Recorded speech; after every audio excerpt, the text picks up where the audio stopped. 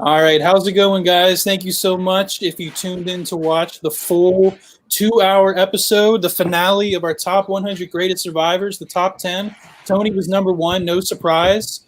Thank you guys so much. We raised a good amount of money and still raising more. If you go to the link that we sent before, you can still continue to donate to help us raise money in the fight against ALS.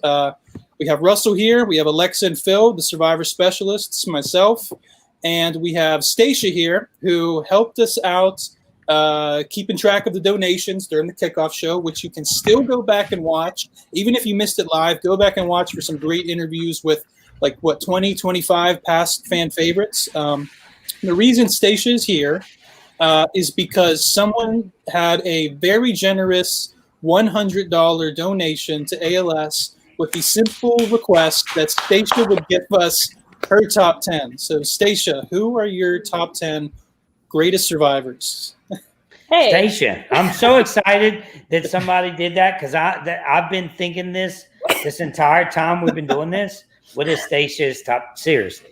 well, yeah. I mean, yeah. Thanks for also that donation. That's incredible. Yes. Who was it? Can you tell us who it was? I don't know. It might have been anonymous. Okay. I don't have the list in front of me. All right, Stacia, tell us your top 10. But yeah, so far, at least my top 3 are Tony, Parvati as number 2, and then Sandra is number 3. But I haven't seen every single season of Survivor, so to have a locked in list is definitely really hard for me to do. But there's a lot of people that I love. I love Tyson. I love Kim. Sarah Lucina. I think she is an awesome player. I also love Sophie Clark. I thought she is a really great game player. Cochran is also one of my favorite players. And I also like Michelle Fitzgerald. I don't know. There's different people that I love for different reasons. I think for me, it's if I were to play Survivor, who would I have to have a similar, gameplay to? And I think there's people who bring they're great characters on the show. They bring a fun element to it, but there's some people who are just super good at competitions, and that's also great. I don't know. So I try to there's a lot of people that I love, and I try to make it go across the board. Stacia, I appreciate it. Thank you for putting Michelle Fitzgerald in your top 10 players. Even if you haven't seen all the seasons, I'm sure she would have stayed there, even if you did see all the seasons, because Michelle's just that good. Adam, you were trying to give her a hint, I feel like. What were you trying to tell Stacia she was supposed to say there in the top 10? I don't know what you're talking about. I'm just curious, Stacia, between these two people, who would you place higher on a top 100 list? Maddie Whitmore or Kelly Wentworth? Kelly. Have you seen Gabon? It's been a while. That was the correct answer, by the way. What? That was the correct answer, by the way. Okay. Yeah. It's been a while, but I mean, I don't know. I feel like I could rewatch seasons and then change my mind immediately. But yeah, I'd go with Kelly. Okay, that's fair. All right, well, Adam, we got to lead off with. I know you had said we've raised a good amount of money here, but I know we're close to $2,000. So the thing is still open. Right, the link is still open and still available. And if we can get to $2,000, that would be absolutely incredible. That would be nice. We're close. Yeah, we're really close. Let me put the link in the description. Actually, Alexa. Yes. I felt like she's was a statue for a second. I don't want to get in the way of. You ever felt like that? Wentworth debate. I know that's a hot debate that everyone's been kind of. Phil, have you ever felt like that? Like Alexa was a beautiful statue. Well, Phil says that to me all the time. She had this thing. It's I'm wait.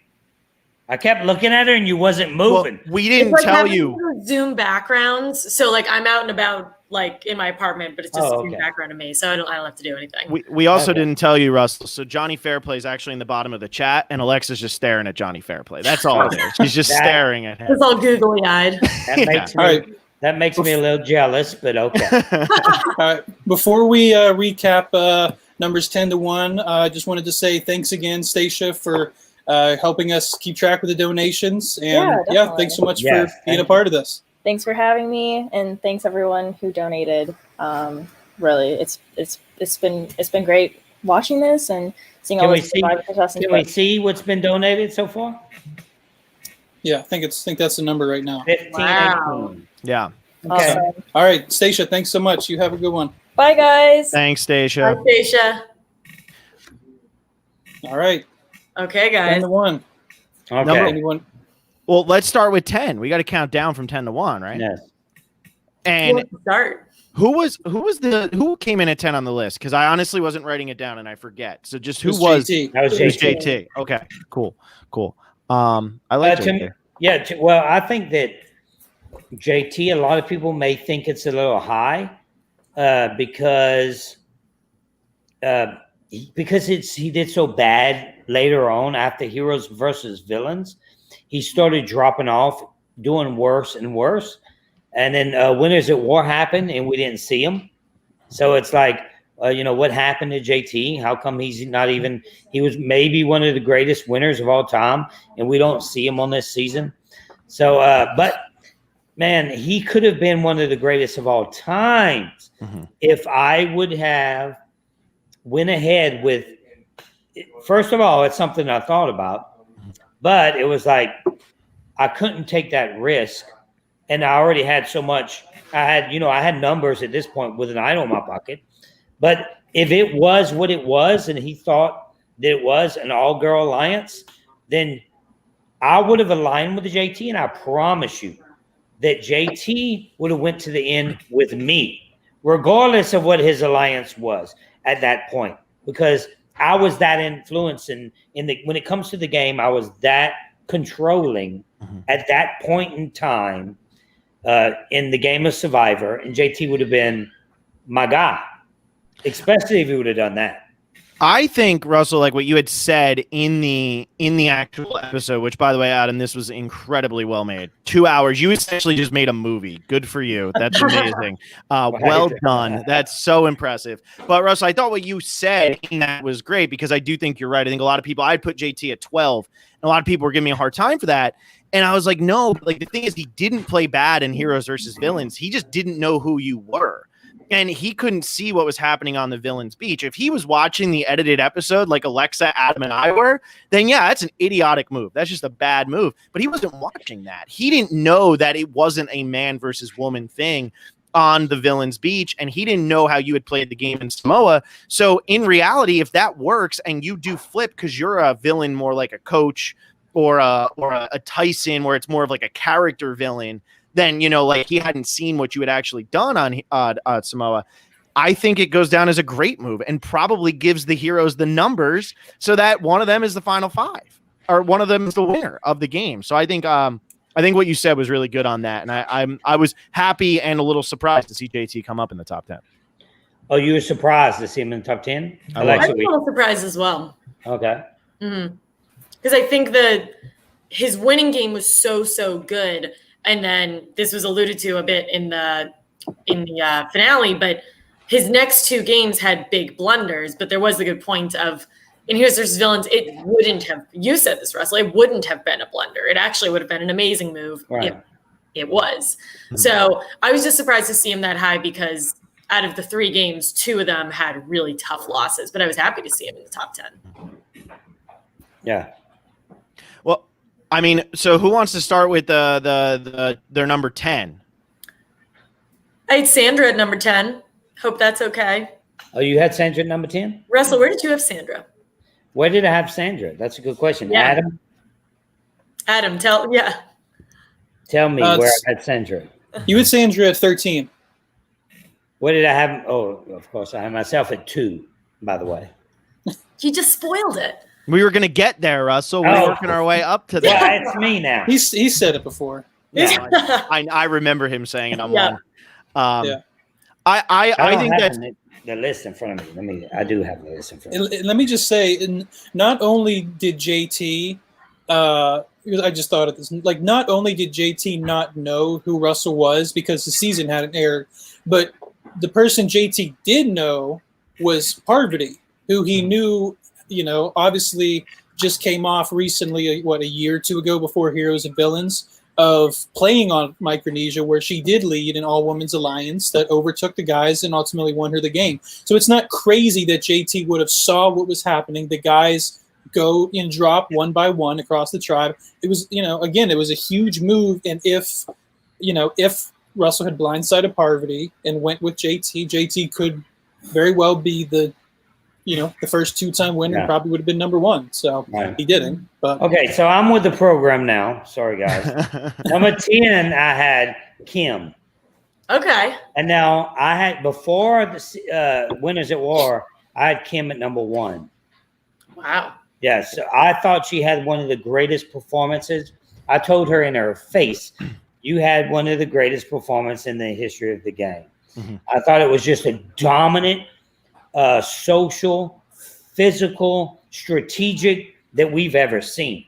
Mm-hmm. Like, everything was amazing. So she, in my mind, that's a huge drop from 1 to 10 when you actually play the recent season. And she didn't do that bad, but she's my number 10 player. I think it'd be really cool, or it would have been really interesting to have done this before Winners at War, because every single person put Tony, every single person thinks so highly of Tony. Except Corey. And to your point, except Corey, because what does he know? What does Corey have Tony? He had been not number 1. But Russell, like you said, you had Kim at number 1, and then now you put her at number 10. Yeah. I think Winners at War totally changed everyone's perspective. And I was just going to say, for myself, Winners at War actually flip-flopped Tony and Sandra where I had them, and I won't announce that yet, but it kept my number 2 the same. It just kind of changed my opinion on who was ahead of my number 2 and who was below my number 2. Because up until that season, I didn't knock Sandra for Game Changers because she was a 2-time winner. She had no business even being on that season with people who literally had 0 target. So her going home when she did, it didn't affect me. But it is funny how once I watched Winners at War, I knocked her down just a little bit, just to like number 3. Now, but Tony goes up. Right. If Corey would have said right there, because I was watching and I'm like, what? What are you talking about? What they do in their personal life. If Corey would have said, and he's probably watching now, that she deserves to be 20, whatever, because she quit, then I would have been like, okay, that's just perspective of some people that could have brought. You cannot tell me that after winning 2 times in a row, she goes in and she blows it her 3rd time and she quits her 4th time. So you cannot keep her at number 1. Okay, you have her at number 1. Her 2nd time she played, or number 2 or 3. And then the 3rd time she plays, she doesn't move. And then the 4th time she played, when she quits, she doesn't move. Mm-hmm. Like, what sense does that make? Yeah.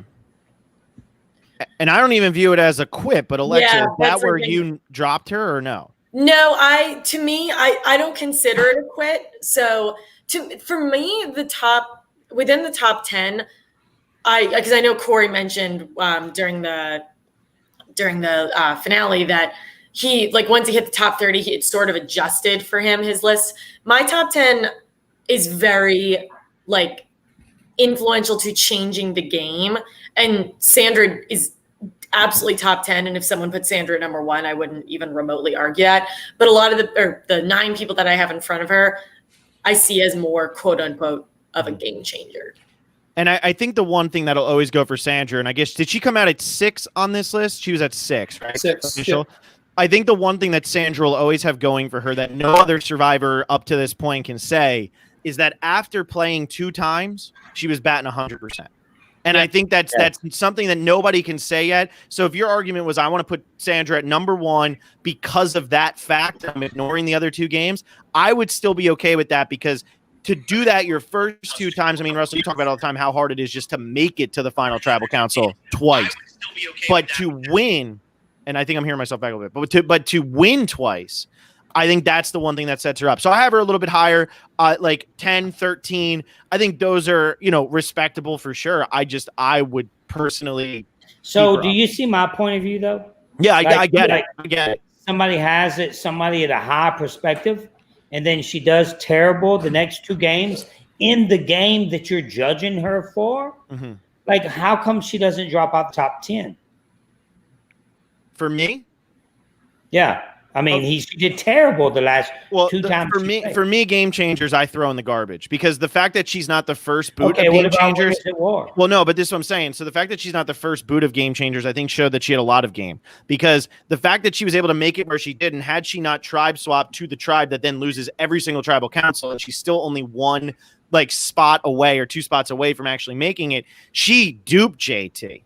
She was duping everybody. She duped Tony. She duped Sierra. Like, she was still able to play such a good game when she had the biggest target by far coming into that season. Winners at War, my expectations for her were kind of low. What I do knock her for, and the reason that I did move her down, and I don't know, Alexa, because I know this is really your 10, and I feel like I'm taking up all the time here. But what I will say is what I did knock her down for was her move with Denise was so short-sighted. And because it was so short-sighted and ultimately gets her out of the game, since when does Sandra play for anybody except for Sandra Diaz-Twine? Well, that's what happened. And it got her, and that's why I dropped her down. But I still think that what she did the first 2 times is worthwhile to keep her up there. When Sandra starts playing, look, you can see clearly that you should respect this list more, because as you just seen, Sandra is above me. I disagree with that. But when she starts playing the game, she loses. But she was playing in game changes and she beat Tony. Yeah. She beat the guy who just got voted as number 1. Yeah, but Tony started running around in the woods like a crazy person right off the bat. Tony played. You could tell. You can ask Tony. He'd probably say that's maybe one of the worst performances in the history of anybody playing, where Tony gets on the island, takes off running like a banshee, running looking for whatever. It's just, and yet we all still put him at number 1, even though you just said because that could of be one what of the he just did. Exactly, but that's what my argument with Sandra is. There's the one thing that Tony just did was win all winners the way he plays. Okay, and I think that offsets his bad game, and I think Sandra winning her first 2 times. Tony, and I was saying it, if Tony does bad and Winners at War, his first game goes to shit. Yeah, I agree. Yeah, I agree. So. Yeah, I was waiting for that too. Because people were comparing this, so I was like, okay, he's about to go in here and lose everything. All respect, but then he wiped the floor with everybody. Yeah. Well, Russell, I'm gonna break your heart and get you out of the way here. I had you at 10, but I had only winners ahead of you. So if that makes you feel better, I have you ranked. Oh no, I'm okay with that. The number 1 non-winner of all time. I had you at number 10. You're the only non-winner I had in the top 10. And I put winners ahead of you, and it winners who either won the game twice or really I felt dominated their first game, or their name is Parvati Shah. Yeah. Well, actually, I'm honored by you having me at 10, Phil. Actually, because I know your criteria in the game. I know you're really hard on a lot of survivors when it comes to whether it be your friend or not. So I'm honored to be number 10. So why do you think that I deserve to be number 10 though? I think because even though you didn't win the game, the 2 people who won the game don't get anywhere near the end unless you're there, because you are the reason that they got to the end. Like Natalie White, she won the game. She beat you. She gets the title of Sole Survivor, but Natalie White gets nowhere near the end if you don't do everything you did. Sandra Diaz-Twine and Parvati don't get anywhere near the end if you don't do what you did. Because if you don't get the idol from JT, then there's no way that you guys are all safe at the final 10. And also the Tyson move. Like, there's so many things there, and that's why I put you in top 10. He didn't randomly give me an idol because of his mindset. I was trying to provoke his mindset on the other side, like making him think, doing this to him. Like, it's an all-girl alliance saying, JT, help. Like, they didn't show a lot of the actual footage of me constantly looking at JT, saying, I need help. I need help, man. I need help. Yeah. So that's why I got you 10. Adam, who's your 10? My 10 is Jeremy. I don't have too much of an explanation other than the fact that he, played in an all-star season, one of the best casts that we've ever seen. had 0 votes. He negated a few with an idol, but he had 0 votes against him. He found 2 immunity idols, played them both successfully, won the immunity challenge at the very end that saved him, and then won every single jury vote, all in an all-star season against Spencer and Tasha. I guess that's my argument for Jeremy. See, another thing that I think I did differently with my list was if someone did bad, either before their best season or after, unless it was atrociously bad, like if Tony hadn't come back for Winners at War, I didn't subtract that much. So for me, as a player's legacy builds, it would only go up. There was a bad season, didn't necessarily subtract them from my list, just because I figured no one else was going to do criteria that way, and I just wanted to, find a way to kind of differentiate my list with everyone else's. But I had Jeremy at 10, so he finished 9. Cool. So, yeah. And I think winning, any player who wins like an all-star or all-returnee season, I think that makes their win a lot better. Yeah, because you're playing with, even if they're not the best returnees, you're playing with people who understand the game in some aspect. Like they've played it before, so they get it. So Jeremy came in at 9, which is what you just said there, Adam. Alexa, who'd you have at 9? Number 9, I had Sarah Lucina. And so she's another one. I think she's someone who, Phil, to your point, you said you've ranked everyone kind of based on their first season. Sarah, I think, has one of the best arcs in Survivor history. So I think her having a really tough first season, obviously that doesn't change anything. But I think her Game Changers game, I can't stand watching that season, but I think people don't realize just how incredibly dominant she was in that season. And it had a lot to do with her getting 11th place her first go around, but she completely ran circles around people who, sure, maybe we weren't gigantic fans of, but they're still very good players. Mm-hmm. And then in Winners at War, she almost won. Yeah, I think people are going to be upset with my number 9. I'm just going to say right now that I had Sandra at 13. Okay. Sandra at 13. So I'm looking. And by the way, I had Michelle at 11. Love that. Probably the highest. Is that the highest? You actually might have the highest. Yeah, I only had her at 20. I think I had her 24. I so respected her game, doing it all over again, going to the end, that I put her at number 11. Mm-hmm. So my number 9, I have Boston Rob. Okay. Now that's probably would put him below Parvati. I'm thinking, because I don't know what you guys have. I mean, I don't have the list in front of me. I'm fine with that. But I think Phil had him lower. I did. I had him at 15. Okay, well, I don't know what happened. How did he get in the top 3? Because I'm like, Rob is such an aggressive player. He's a great player. He's in the top 20 in everybody's list all around the world.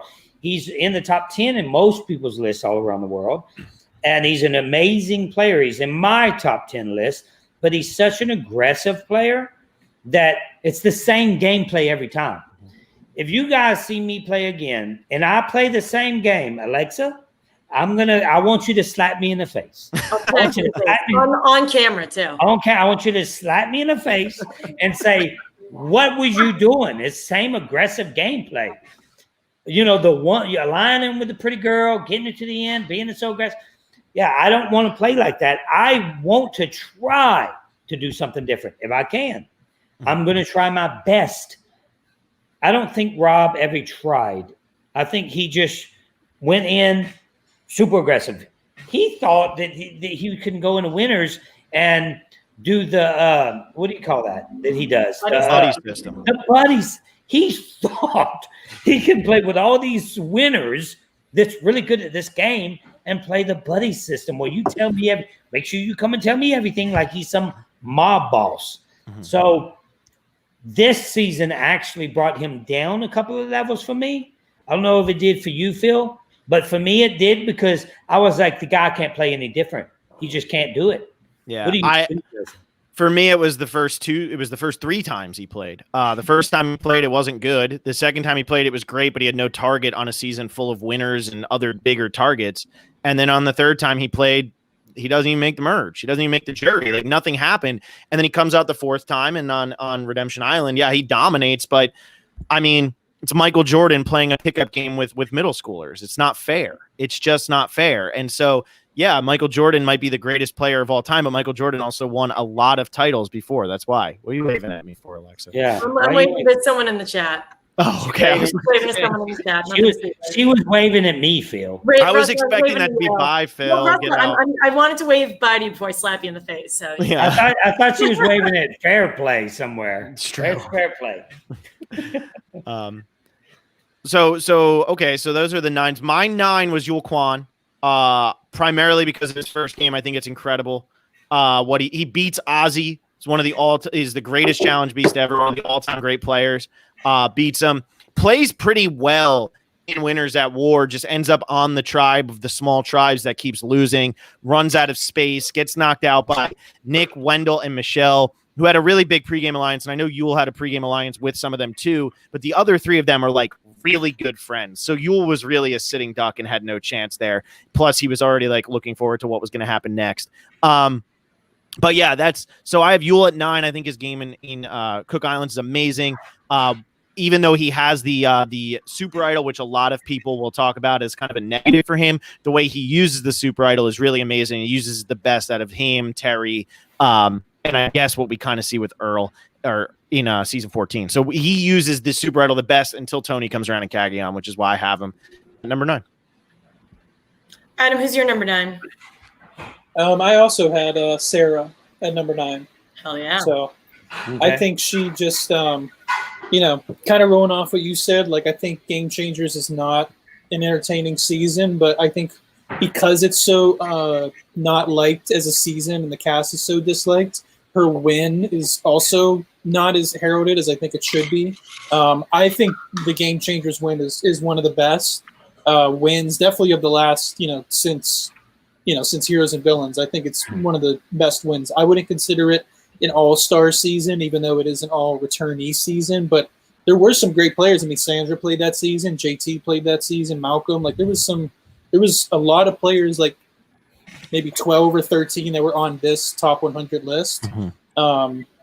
And she kind of smoked them all. Such an improvement from Kagayan. And I think she walked into the final tribal council as the underdog to win. I think Brad kind of Brad was going in as the I think everyone wanted to vote for Brad, and Brad is a lawyer, so he's used to kind of talking to an audience to get what he wants. And Sarah was still able to convince the jury to vote for her. And then I think her game in Winners at War, she came in 4th place, but she was, like Troyzan said in his interview, was a little bit of fire away from possibly winning Winners at War. So the fact that she was so close to being, one of the greatest, if not the greatest of all time, I think 9 is a good spot for her. And she ended up at 8. So, okay, yeah. Number 8 for me. Number 8, I have Sarah Lucina. There you go. There we go. Not much to say. I'm probably the reason why she didn't finish in like the top 5 or 4 or 3 because I put her way down because of her first game. But it's crazy. I mean, everybody else was on the same page, clearly. Right. I thought that she was so boring, and I could not understand why she went back. Like, she was the ones I was like, why is Game Changers? Why are we seeing Sarah Lucina again? She has the same facial expression. Nothing ever changes. But then she started dominating with that same facial expression. It never changed. So, and then she went back, did the same thing. Guys, pre-game alliances are not. We are all in the same boat. We all, like Fair Play asked me, are you okay with pre-game alliances? No, I'm not. But would you do pre-game alliances? Yes, I would. Because everybody's doing it. So, people say things about her pre-game alliances the first time she won and this time as well. But the thing is, everybody's doing it, man. Everybody's doing it. So you can't hate on that at all. You can only hate if you're not doing it these days. Mm-hmm. I mean, what can you do? Heroes versus Villains, I didn't do a pregame alliance. I didn't know anybody. Nobody. I didn't know. I've never talked to one person in that cast till the game started, till the camera started rolling. So is it an advantage or disadvantage? You as a player can take that on yourself. If you want to do pregame alliances, do it. If you think it can help you, if you don't do it, then do that. You just have to be okay with the end result. Yeah. I mean, I think everybody's going to do pregame alliances from here on out. I don't think there's any way it doesn't happen anytime there's a returning player season. Alexa, who'd you have at 8? Hey, I'm calling Sandra. If we play in Legends, I'm calling my girl. All right, Sandra. Just saying. Are you chewing on ice over there? Ice, yeah. Number 8, I have ice and whiskey. Let's go. Ice and whiskey. I am not drinking. Well, I should have been given this memo. It's Saturday. It's a Sunday. It's Sunday. Well, it's Sunday now. It's a school night. Oh yeah, I got to go to school tomorrow. My number 8. I wish I have like a glass of wine. I could just. I cannot believe you're not drinking something. I missed the invite. I got to readjust here. I'm gonna go on mute and pour a glass real quick. My number 8 is you Rob. Tell me I have to text you. I'll start texting you. Yeah, Russell, text me, Russell. Did you say Rob Sesternino is your 8? Rob Sesternino is my number 8. I have. Okay. Oh, I'm screaming. I'm sorry. To me, Rob completely changed how the game is played. He invented the flip-flopping strategy, and not only invented it, but also made it kosher. It was people still liked Rob, and I think if it was anyone with a different kind of personality or anybody who was just a different type of player, I think people wouldn't have accepted it as much. I mean, have you went back and watched Rob and what he says in the first time? I mean, I'm just saying. It has nothing to do with how I feel about what he said. I mean, he is. I've never watched Rob's season until recently, and when I watched it, my mouth was open the entire time. I'm like, well, it's very 2000. Like I'm not. I had my dumbass girl alliance. Yes, I did. But Rob had his dumbass girl alliance the entire time, and he ran with it. Now I had Rob at number 14. Okay, so, general area. No, I mean I thought he's a great player. They used to make fun of me, Rob and his gang, because he don't even know how you play. So I had to watch his season, and then when I did watch his season, I'm like, did you really want me to watch that, Rob? like what you just said, like the things you just did in today's society, he would never play again. Yeah. But he's a great player, and things were different. They were different. We change as people. We grow as people. We become stronger as people. So I know that Rob has become that person. He's not the same guy. So it's really interesting to me, how would he play if he went into a Legends season? If I was actually out there with him, could I actually play with him? And when I look at this list, especially 1 to 20, these are people I look at and say, can I play with that? Like literally, guys, I will write down on a piece of paper and say, number 20, I have Natalie. I'm not even going to say that. So let's go to number C, John Cochran. Number 19, I'll write it down. Can I play with him? Nope. Mm-hmm. Scratch it out. Number 18, Tyson. Can I play with him? Maybe. So I'll put a little, I don't know, whatever my sign is for maybe. Maybe a question mark? That would be a good one. Adam, who's your number 8? Good. I'm going to start doing that, Phil. I'm the man with the idea. Who's your 8, Adam? Adam, let's hear it. So my 8, probably going to be the one in my top 10 that's, I guess, the most controversial. But if you know what I based my list on, it makes a little bit more sense. But I had Colby Donaldson at my number 8. Knowing what everyone's criteria, the only person I probably could have maybe figured who else would have put him in like the top 20 would have maybe been Phil.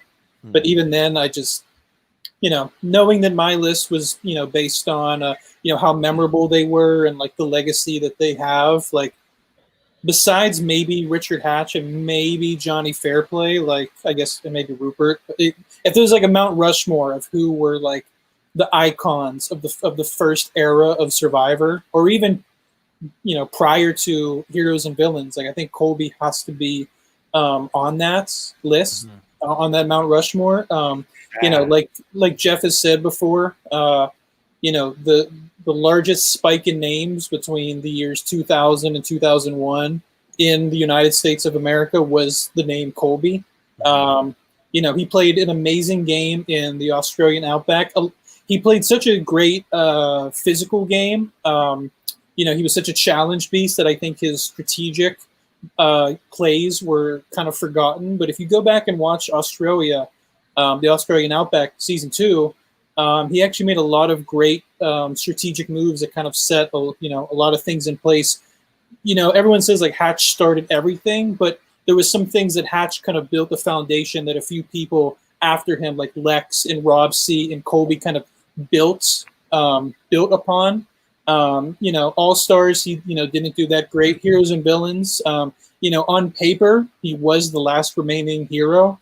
I figured I would be the only one to put Colby in my top 10. But if I was judging on best players, I probably wouldn't have put Colby, even top 30. But for what I base my list on, I have Colby up there as number 8. So. I played with Colby, and Colby is trash. I did not have Colby in my top 31. As you sent me a picture, I don't have the thing in front of me, but I'm seeing that I can see the top 31, and Colby's not in it. So it's like he's not a good player. He sat there and he wobbled along. Like coach beat him in a physical challenge, in a hand-to-hand combat challenge. So I just want to can we just rename this video to "I've played with Colby and Colby is trash." Please donate money for ALS. We still donate. 100% of the proceeds goes to ALS, not us, none of us, and Colby is trash. There you go. Oh, God. We just got a $20 donation. From Colby, actually. Colby donated. Yes, Colby. I almost got a fist fight with Colby once. Oh my God. In a van. I'm just talking by myself. He's in the front of the van. I'm in the back. I'm talking by myself with I don't know who, but we're doing David Letterman. Like who does David Letterman? That's what we're going to do. And then I'm saying something silent. I remember trying to be quiet too. Talking to him, and he's like, Russell, we all know you're the best. Why don't you just shut up? And I stand up and I'm like, who do you think you're talking to? Like you're so I get up and we're in the van, and then everybody's like, I'm like, dude, you trash. And I'm gonna one day do a YouTube channel and I'm gonna say it on national television. You trash. So I just did. I love it. I love it. I know Alexa's tired because she ain't drinking. No. I'm gonna not get red wine and probably just have some whiskey instead. Yeah. I feel like that's the rail. This is go get one. Go get a shot. My number 8. Let me get my 8 in here so we can move along a little bit here because I know Alexa, it's almost 11 for you. You've been doing this for about 12 hours. Past my bedtime. Number 8, I have Earl Cole. I think his first game is phenomenal, and because he never played again, I don't knock him. So there's a lot of one-time winners in my top here who only played once, and he's one of them because he never got another chance. And I'm not going to say, oh, Earl doesn't deserve a good spot because we don't know what he would do a second time. His first game's amazing. He wins 10-0. I know he's against Dreams and Cassandra, but he still had to get there. He makes sure to get rid of Yao Man at Final Four, and he plays a great game. And the problem is he had the Jeremy Collins nightmare of playing with people who didn't know how to play Survivor, and he still managed to end up winning the entire game with very logical choices. And then my 7, since we already kind of talked about it a little bit, I have Kim Spradling as my number 7. Her first game is one of the greatest games of all time. Her second game, not so much, but hey, her first game is so good that she earned her spot in the top 10, and that's why I put her at number 7. Okay. All right, number 7. Me, number Sure. 7, I have Coach. Now, the reason I have number 7 is Coach. He went pretty high. I know some of you didn't have him that high because he influenced me personally in the game of Survivor that I played. So that's the season I watched over and over, Tocantins, and I'm like, I kind of want to do this. I kind of want to be this bigger than life type character. Without a coach, there's no King Russell. There's no aggressive Russell without a coach. So for me, even though I wish I could play with Coach, Coach, if you're watching this, he's doing a lot of things for us. I just don't think we ever can play together. I'm just not a delusional type of guy. And that's it's okay. I still love Coach as a player, and he did a lot for the show. He came on here, he talked quite a bit. But when it comes to the Survivor, I'm sure I have him the highest as well. But having him at 7 is because he influenced me personally as a player in the game. So I'm surprised I don't have him in the top 3 because of that alone. So Alexa, take it away. My number 7 is Tom Westman, and Tom Westman and Coach could not be more different. But I think Tom's win is one of, if not the most dominant games ever. And he came up on Survivor Reddit a lot recently because he was a firefighter during 9/11, and he so badly did not want that to be a part of his game. And he wears the shirt, which I'm sure was not his decision, but he is like the big leader. He's the provider. He's the challenge guy. He's the dad. Yet everyone still follows him. They were just so blinded by how amazing he was. And that really doesn't happen again until Redemption Island, but that's a completely different situation. I feel like a lot of the players on Palau actually could have been and were decent players. Redemption Island, I think the people who were playing with Robert were not so much. I have Tom at 6, so one spot ahead of where you have him. I think Tom's game in Palau is the most dominant, arguably the most dominant first game in the history of the show. So I put him there. And really his heroes villains game, even though he goes home early, it's not as bad of a game as his placement would say. Yeah, he does everything he possibly can on that heroes tribe, and it doesn't work. So I love him. I was a little shocked he wasn't in the top 10, not gonna lie. Adam, you 7? Yeah, I had JT at 7. So I'm probably the biggest reason he made it to the top 10. I know I talked about him a little bit, so I won't stay on JT too long. But, if you look at how many great moments happened in Survivor, like if you counted down the top 10, like JT is a part of some of like the greatest moments. And like I know he didn't play that well in Game Changers, but, the whole thing, like Fishback said, if you saw the finale episode, getting up in tribal council and walking across and whispering, that was something JT started. Him, obviously the move where he gave Russell the idol didn't work out, but the fact that he was thinking so outside the box, like that coupled with Russell finding idols without clues, I think are probably the 2 biggest things that transitioned us into New School Survivor. I'm not saying JT was like the main person to transition us into New School, but I think he, if Tocantins is the last old school season, I think it's a perfect, bookend to what old school Survivor was. And the fact that we had our first perfect game in that season is why I put JT so high. So I was happy to see him, barely. I'm okay with I have JT at 29, but I'm okay with him being at the top 10. Are you 2 okay with that? I had him at 12. Perfectly okay. Okay. Yeah. All right. I'm okay. Yeah, okay. Obviously. Yeah. So number 6, Phil, who do you have at number 6? I had Kim Spradling. So I already kind of talked about her a little bit, but her first game is just dominant. So I got her at 6. Yeah, it's amazing what one game could do for you because it was number 1, went to number 10 for me. Number 6 for me, I have Tom Westman. There you go. This is when we all start coming together. Yeah. So before you put Tom Westman at 98. Yeah. Maybe we picked the wrong person to do the wrong guy. But still, even if his list is null, Corey had him there too. He had him what? Corey had him there too. Corey had him at number 6 too. Where did he net up? Oh, okay. All right. Where There did you go. Tom end up on the list? 11 or 12? 12. 12. Oh, well, that makes sense. Seven. Yeah, I had him at number 6 for me. Who did you have him, Alexa? I had him at 7. Adam, where did you have Tom Westman? Yes. So If I could moving do on. simple math. That's what dropped him down, Adam. Yeah. I had Tom down there at 26. There, Oh, there you go. So he That'll drops do it. out the top 10 because of Adam. I like that all yeah. 4 of us are here, and we can really figure out who did what. Mhm. Right.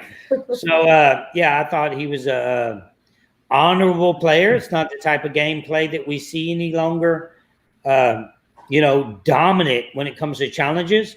I was so happy when Alexa, I'll send you the video. When I had Tom on his back, breaking his legs. Yes, I was happy about that because I'm like, as I'm doing it, I wrestled for LSU, by the way, guys. And as I have him, Tigers. go Tigers. As I have him on his back, I'm thinking, this is what I have? Mhm. Like most, biggest challenge beast ever. I don't know. It was a moment for me, but yes, it almost got me disqualified. That's a big moment, though. That was a good feeling. For me, it was a big moment. Adam, who's your number 6? My number 6. Trying to look. I lost my list. I can fill the dead air. My number 6 is Richard Hatch. Mm. Yeah. Good at this. And he came in, where did he come in? Number 5? 5. Yeah, he came in right around there. I think Richard's pretty self-explanatory. Again, for me, my top 10 was very influential to the game of Survivor, and Survivor would not have existed if the naked gay villain didn't win. So Facts. that's, yeah. I'm good with that. Number 6, number 5. Who do you have, Phil? My number 5, I have Parvati. So I put Parvati at 5. Okay. So Alexa and I both have Parvati at 5, mainly because even though her games are amazing and her average placement is great, her first game was really good and different and interesting, but then it does help her second game. And I actually think her third game is her best game, and she doesn't win. So put her at 5, though. I mean, 4 people ahead of her. Have any of you guys met her in real life? No. No, sadly not. It's crazy how charming she is. Like, it's ridiculous. I used to tell this to, I think I said it a little bit in the video, but I used to tell this to RC all the time. I'm like, because I used to talk to RC on a regular basis for some reason. But we were talking, and then I'm like, Parvati is so charming, it will blow your mind.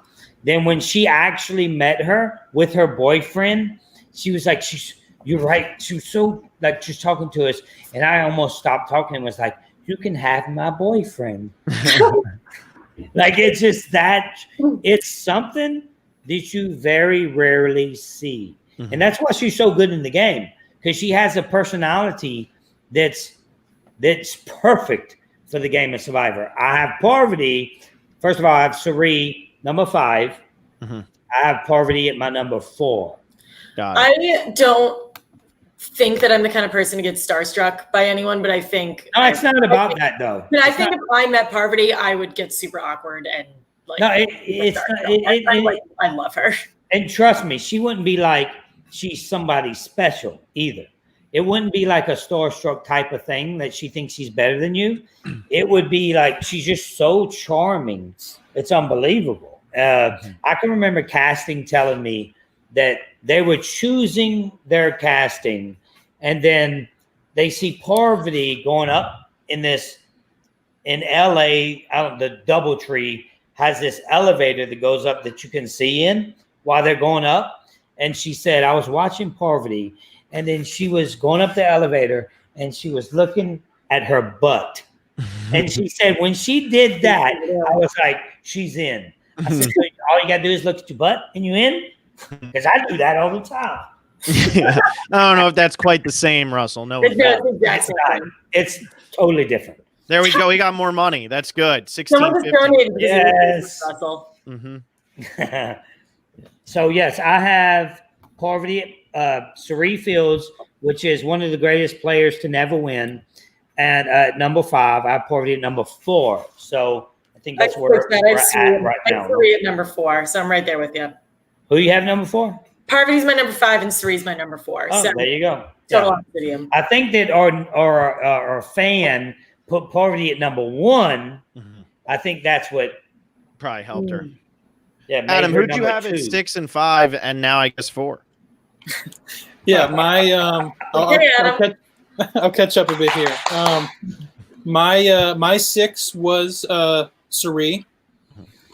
You know, obviously, like I think she was the highest non-winner on my list and probably on most people's lists. You know, her first game in Panama, she lost the fire-making challenge. Had she won, she probably would have won the game. Micronesia, they decided for some reason to make it a final 2 instead of a final 3. Had they made it a final 3, she probably would have won the game. Heroes and Villains, and then Game Changers. Obviously, there was you know, an overload of advantages and idols, and unfortunately, she was not.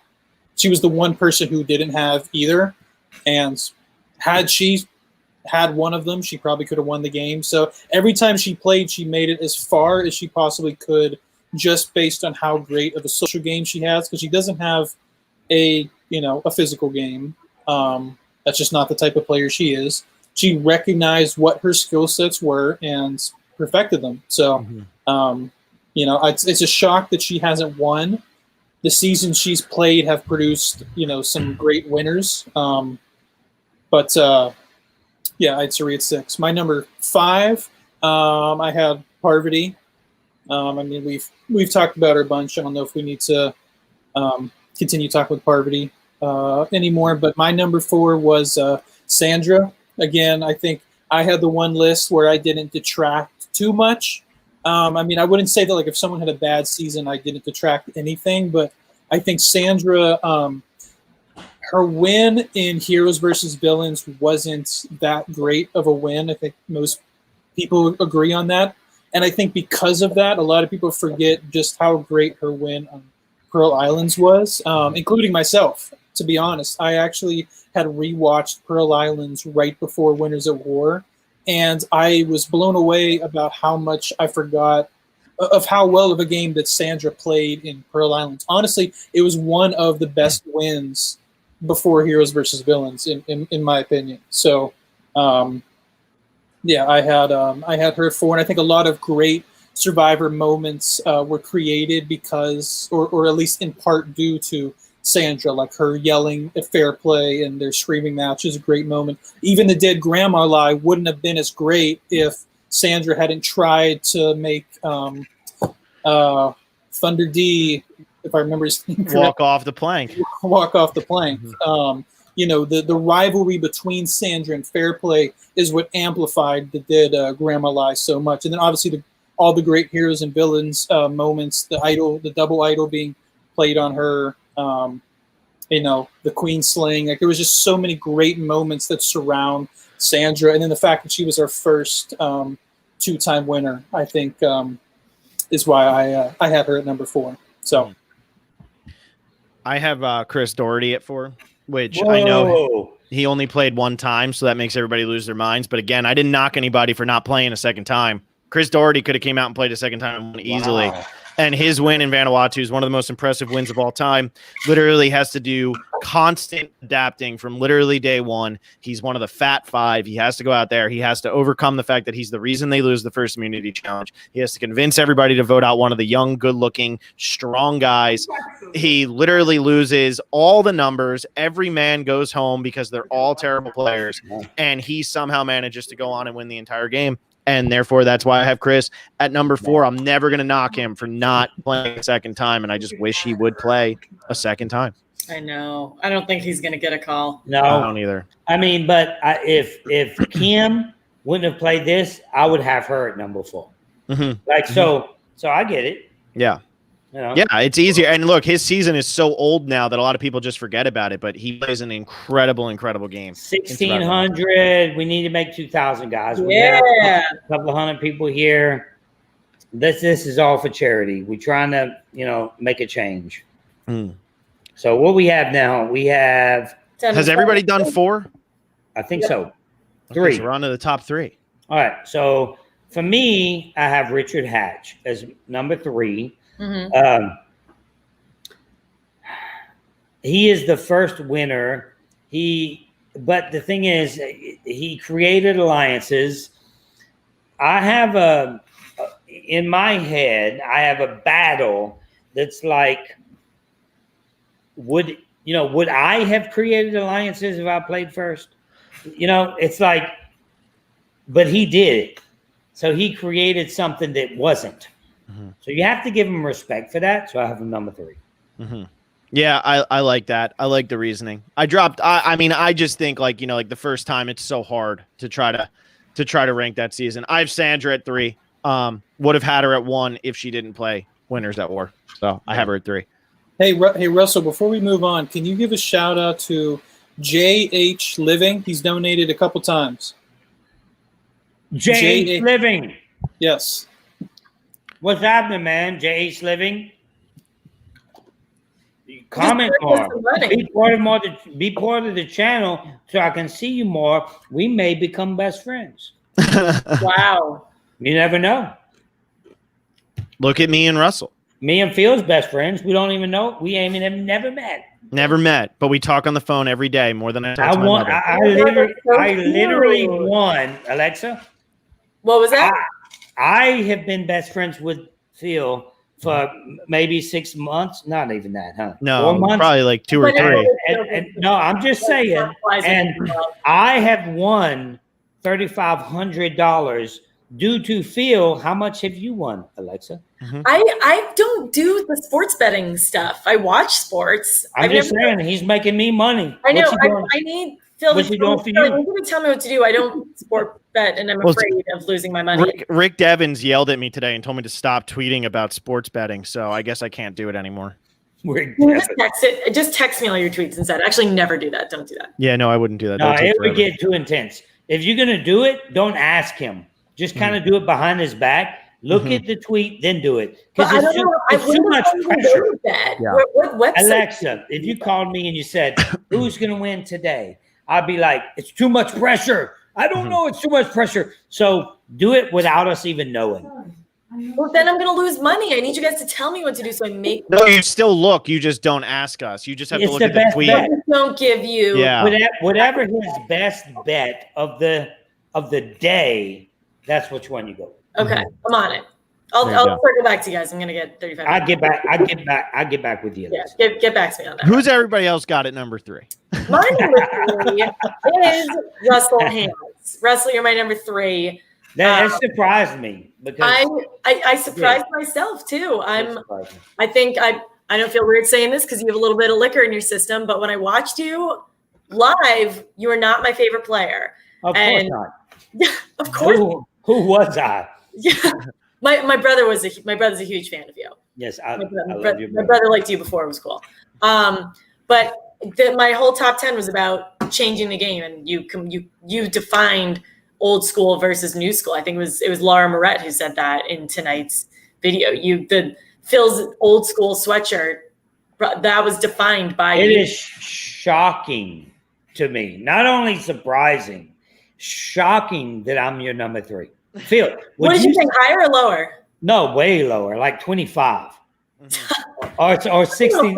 Oh no, 69. You're my 69. There you go. 69. No, but Phil, I mean, doesn't you? I mean, me being her number 3, it's like, to me, it was like when I looked at the list, I couldn't believe it. I mean, you had me at I had me at number 2. I'll tell you right now, that's the next one. Phil had me at number 10, and Alexa had me number 3. Adam, I don't think he had me in the top 10. Adam. He's eating, so he's just shaking his head. My producer over here dropped me out of the top 5. He doesn't need you. He doesn't need you anymore. He's already gotten what he needs, so he dropped you down. No, I'm surprised Alexa put you up there. But at the same time, I'm not, because she did a lot of character base, so it makes sense. I respect that, though. I respect that she sees the character that I play. Mm-hmm. She sees what I was trying to achieve. A lot of people don't see that. Mm-hmm. You know, they don't see how. I mean, you do. I mean, top 10. I respect that as well. But I tried so hard in that game. I did. You know, I put my soul out. I everything that I had in me, I let it out. You know, and I played wholeheartedly, and lost a lot because of it. So because, you know, when I get a little bit of here and there, you know, I like that. I respect that. So Alexa, number 3, I take it. Thank you, Russell. Phil, I take number 10. That shocked me too, by the way. Just as much as Alexa's did. There you go. So, guys, I did not know Alexa or Phil before this even aired. We didn't know each other. So if you think this was rigged in any way, that's the thing that I don't want people to think. It was not rigged. I mean, Sandra was above me. She was number 7. I was number 8, or something like that. So I think it was 6, 7. Yeah. Okay, 6, 7. So because of that alone should show you that I was not in control of the ending of this show. Mm-hmm. Adam, who'd you have? My number 3 was Richard Hatch. You know, I think yes, he was your number 3 as well. Yes. Yeah. So I think, you know, if like I said, if you look at the things I based my list on, even though he was number 3, he might like define those things more than anyone. Because I don't know if Tony has really, even though Tony might be the greatest, I don't know if he's had that big of an impact on the game, and I don't know if he's really made that many memorable moments. It was just, how can you not put Tony at number 1? I guess we'll have to ask Corey at a later time. But Richard Hatch was my number 3 because, you know, all the great strategies that you see today, even the way they use things that they didn't have back in the day, like obviously they didn't have immunity idols when Richard Hatch played. They didn't have steal of votes and advantages. But the mindset that people use whenever they find an idol or when they find an advantage, it all goes back to the mindset that Richard Hatch had when he came and played on Borneo. Like he said, like you guys saw in the episode, you know, he read beforehand that the logo for the show was outwit, outplay, and outlast. And 15 other people came into Borneo thinking this was going to be who could survive the best, you know, who could battle with the elements, who could deal with the rain, who could do all this, which is a huge part of it. Don't get me wrong. But Hatch realized that manipulating people and using people in, you know, having a social game, that was what it was going to take to win the game. And the fact that, you know, almost as many people watched the Super Bowl as they did Survivor during its first season just goes to show how big. I mean, the people who are casual fans or like old school fans, if you would say, you know, name a Survivor player, Hatch is the first person that comes to a lot of people's heads. So, you know, his legacy after, you know, having not played for over 15 years is still perfectly intact. So I had no problem putting Hatch at number 3. Yeah, I think it makes sense, man. I do. And I had him outside of it, but again, it was just because of that first season. I think we all had Tony at 1. I don't know. But my 1 was Tony. My 2 was Todd Herzog from China. Mm-hmm. The best game of a player to only play once. He should have played twice. It's the most competitive season that isn't an all-returnee season by far. It's not even close. His final 3 is Courtney and Amanda. He's got James Clement. Even though Jean Robert was an idiot, he's got Jean Robert. He's got PG. He's got Jamie, who for all her flaws still was playing the game. There's so many great players on that season. And for him to be able to win it as the small guy and go and get Courtney and Amanda and side with them and still sit down at the final 3 with 2 of the best players to ever play the game and win the game and win it pretty easily, it's unbelievable and it's crazy. It's a shame we've never seen him play again. But because we've never seen him play again, I don't drop him. So he's right there at my number 2. Yeah. So my number 1 is Tony. Mm-hmm. My number 2 is myself. Now I struggle with this. You guys you never played the game, obviously. I play the game. Like, the game is so passionate with me, it's overwhelming sometimes. It gets to a point to where it gets uncomfortable for me, myself, for 10 years of the same thing over and over in my head. Mm-hmm. So when I'm like, okay, I have always thought that I played the best performance in the history of the game.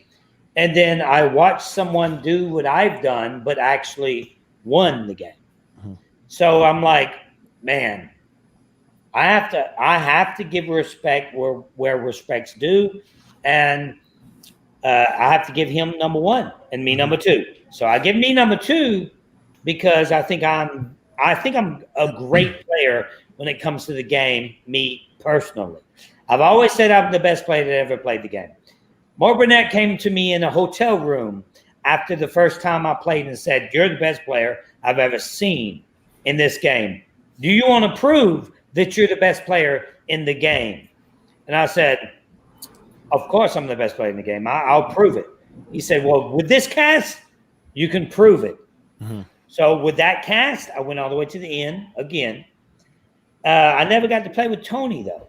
Mm-hmm. So my goal in life is to play with Tony. Now, could I play with him? Yes, I could. It's not like me sitting here saying, I'm going to play with Sandra. Mm-hmm. I could play with Tony. I could play with him. So would he play with me? I don't know. Maybe. If it was Rob or something, I would say no.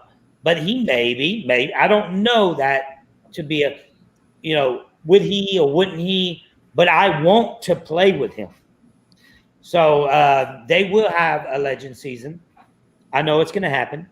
Tony, if production is watching this, let him be there so we can play together. Because I want to play with the best, always. I will play Survivor again.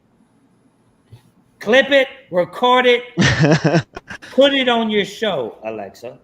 I'll put it right next to the Colby is trash comment. I will not. People ask me, "Are you going to play?" I will play Survivor again, like the day is long. Mm-hmm. And when I do, you're going to say when it's over, Russell is the best player in Survivor history. That's all I got. That's all I got. There you go. Show. I need a shot. Alexa, who's your number 2 and 1? This is going to be a ridiculous transition. My number 2 is Boston Rob. Yikes. Boston Homer, boo. Alexa, stop. Alexa, That's what I'm saying right now, too. She just got so triggered. I'm sorry. She got so overwhelmed. Number 2, my whole thing, and you all have hundreds of hours of YouTube content of me saying that I'm not his biggest fan. It's it's his influence on, not necessarily his influence on the game, but just the fact that he is a household name. He is who people think of when you think of Survivor. I'm from Boston, so I have a little bit of love there. But he's iconic to the game, and Tony is by and away number 1. Mm-hmm. Got it.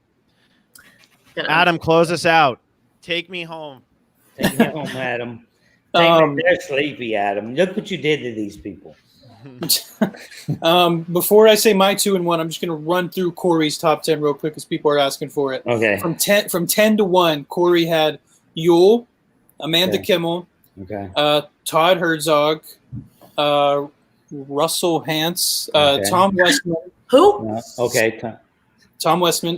Top 5 were Sarah Lucina, Boston Rob, Sari Field, and Tony Vlachos, and he had Parvati at number 1. And you can find out why he put Parvati at number 1 if you go back and watch our 3-hour kickoff show. But me and Alexa actually had the same top 2. I had Boston Rob at number 2. I felt a little dirty putting him there, but. I had Rob. I had Rob at 2. I think the legacy that he has had a compass for himself since season 4 all the way to season 40.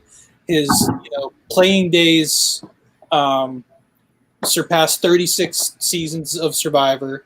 He won once, and Marquesas, his first season was a season where it was the first season where the underdogs kind of won. The coming into the merge, the guys who were low in numbers overtook, and this might be a bold statement to say, but I think that it was, and this is not to knock the Sepia and Kathy, who are great players, but I think that Boston Rob's passion and the strategy that he was showing early on in the game gave those guys a bit of a later game boost that ultimately led to them overcoming the majority alliance, which now we see happen often. And then, of course, in All Stars, he brought a whole new game that kind of combined the games of people like, Rob Cesternino and Fair Play and some other more strategic-minded, ruthless people who were willing to do and hatch whatever it took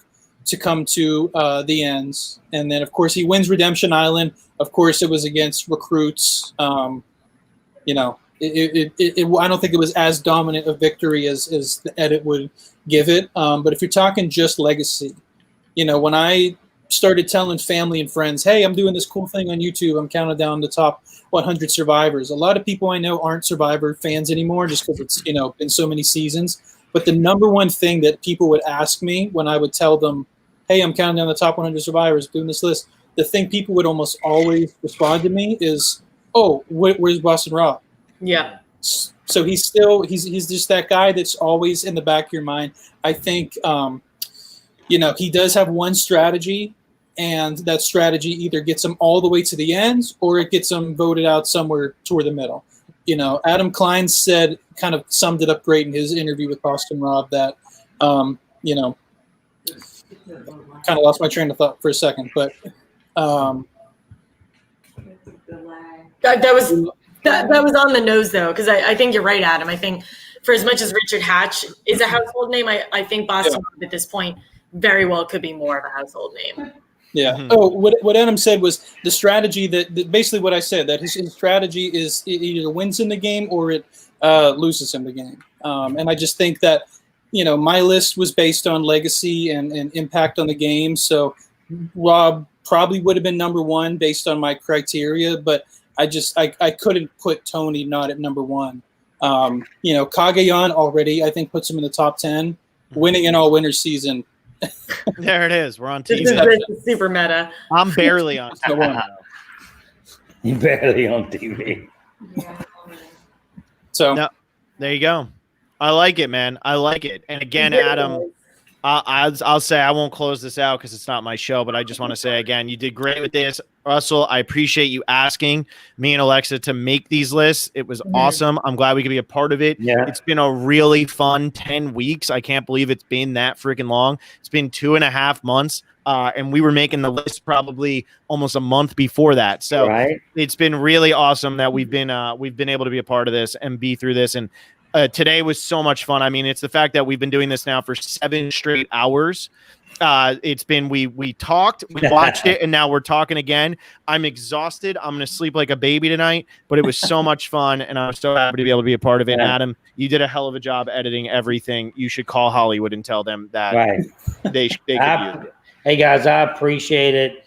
What you've done for the show.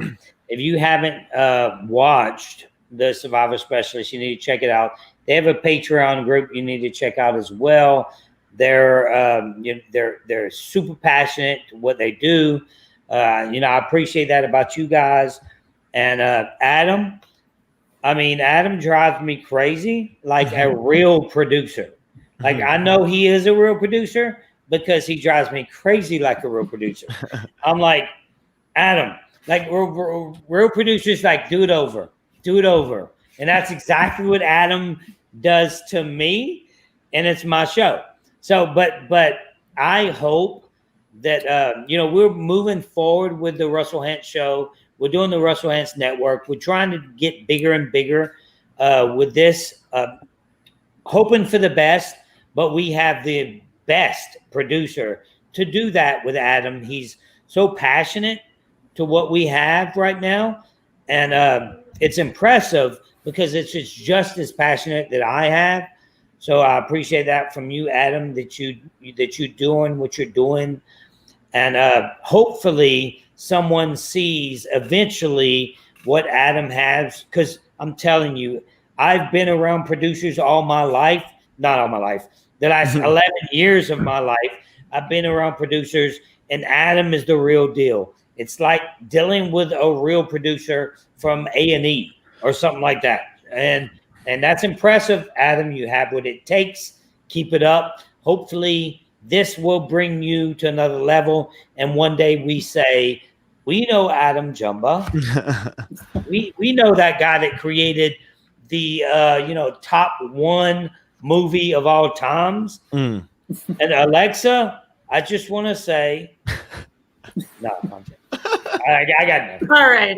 You can find Phil and I on Survivor Specialist. We are on Twitter at Survivor Specialist without any of the vowels, as Phil has it in his tagline right there. We are on Instagram at Survivor Specialist. We're also on Facebook, but we don't really use it. You can listen to us on Twitter, on Spotify, wherever you listen to podcasts. And Russell and Adam, thank you so much for allowing us to be a part of this. I'm sorry for ignoring your DMs back this spring, but I'm really glad we were able to make this work.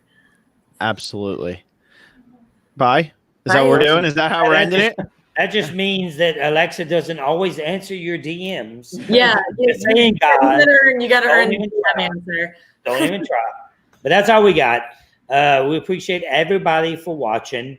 If you haven't subscribed, please subscribe. We're doing Big Brother right now, and we're doing a lot more coming, as you've seen, with the Russell Hantz brand. So check us out. Subscribe.